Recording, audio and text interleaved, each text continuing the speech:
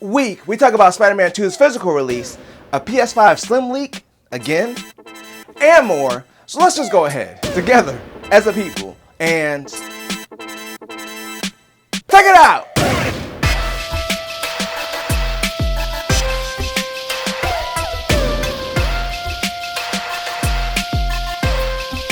And welcome to another sensational Sunday. I'm Mike and I'm back digitally to bring you the gaming news. Now, it would be cool if I could be here both digitally and physically, like in your living room, but with the current tech, it's not possible.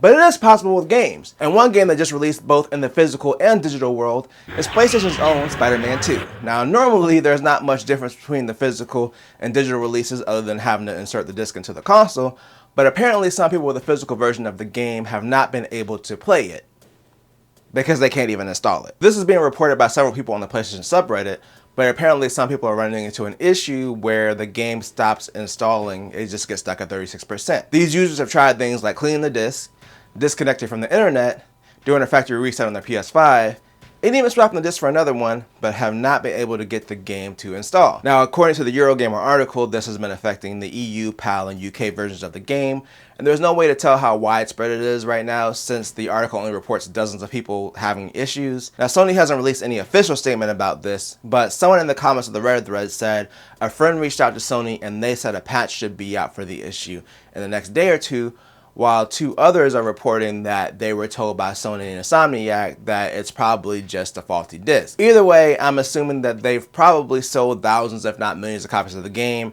and if it's only a small number of users reporting the issue, maybe it is something like a bad run of discs. Either way, we'll have to wait and see if Sony puts out an official statement about this, or maybe they'll just offer a resolution to the affected people, like doing a disc swap or something like that. But while Sony has an issue with a new game, Epic Games Store on PC has an issue with old games, as in they feel like they don't have enough of them on their store. So Epic Games Store started on PC back in 2018 and is the main competitor for Steam. They've mainly been competing by offering exclusive deals and better revenue share to developers. From a user standpoint, they usually offer free games on a weekly basis, but one thing that Steam has in its corner is its large library of games that have released on Steam before Epic Games Store even existed. Well, Epic has announced a new program for developers to incentivize them to put their older games on Epic Games Store. So for the first 6 months a game is on the store, the developer will get 100% of the revenue.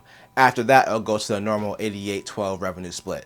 I think it's a good option for developers, especially if they want to maybe bring some attention to an older game that maybe fell out of the spotlight, and they get 100% of the revenue for the first 6 months. Now, there are some qualifications for the program, so for developers that are already using the Epic Games Store, the developer has to commit to releasing 3 games by October 31st, and the games have to already be live on another PC store or a subscription service like Game Pass. If they don't have 3 games in their catalog at all, then they'll just have to bring all the games they have that are on other competing platforms by the 31st. If developers don't want to enroll right now, or they're not currently part of the Epic Games Store, they'll have until December 31st of 2024 to enroll, and then they'll have until June 30th of 2025 to bring all their eligible games to the Epic Games Store. Now, from my personal standpoint, I do have some games on Epic Games Store, but I still primarily use Steam on PC.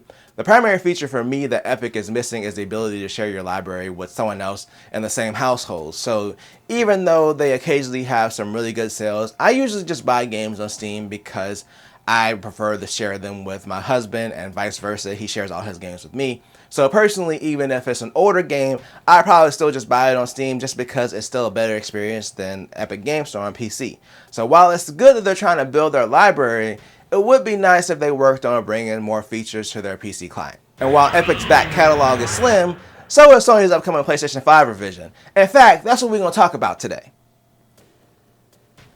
in our final story. So last week we talked about the new, smaller PS5, but Sony didn't give a firm release date for it other than that it's coming in November. Which, if it's releasing next month, why are we here? Why don't they just give an exact release date? Maybe they're just trying to sell out their current stock and they don't want to give an exact date so people would just wait and not buy a PS5 that's out now.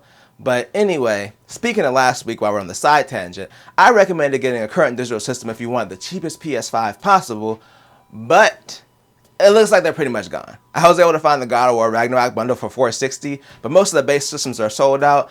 Also, it seems like scalpers are jacking up the price like way past $500, which is obviously stupid considering that you could still get the regular PS5 with the disc version for $500, and the new system's going to be out next month anyway.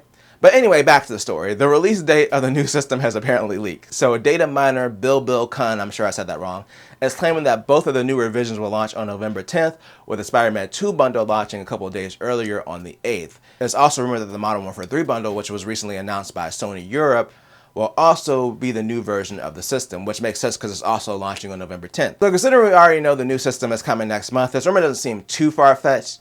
I'm just wondering how many leaks are going to be. The system leaked, the PlayStation Portal leaked, we got leaks after the announcement. Like, this doesn't make any sense. But anyway, I expect Sony will confirm the official release date soon, especially since we're almost done with October anyway. Just like I'm almost done with this video, and now I'm bringing it to a close. But let me know what you think down in the comments. Do you regularly use the Epic Game Store? Do you even prefer it over Steam? Again, let me know down below. And if you enjoyed this video, then make sure to tell a friend, tell a coworker, like, share, and subscribe, and hit that bell notification to be notified when I drop a video or a live stream. I always release 2 things at the same time. We out.